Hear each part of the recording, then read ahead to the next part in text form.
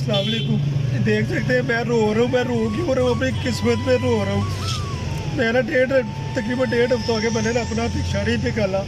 कलमा चौक आया हूँ, LDC वालों ने मेरा चलान किया, मैं ना उसके पाँव भी पढ़ूँ, मैंने कहा यार आप मेरा चलान ना करो, लेकिन उसने मेरा फिर भी चलान किया। मुझे तकरीबन 2 घंटे हो गए मैं यहाँ पे खड़ा हुआ।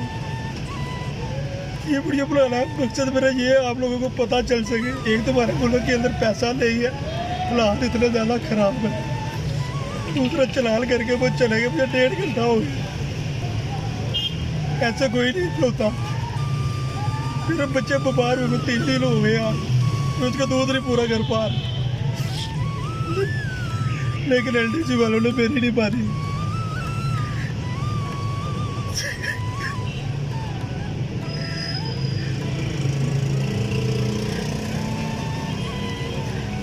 मैंने ना उसको कहा, मैंने कहा सर मेरे पास 1 रुपया भी नहीं, मेरी तलाशी से लुआ। उसने मेरी तलाशी में नहीं, मेरा 1000 रुपये का चलान कर दिया। यार मैं क्या करूँ, हालात बड़े खराब हो ऊपर से।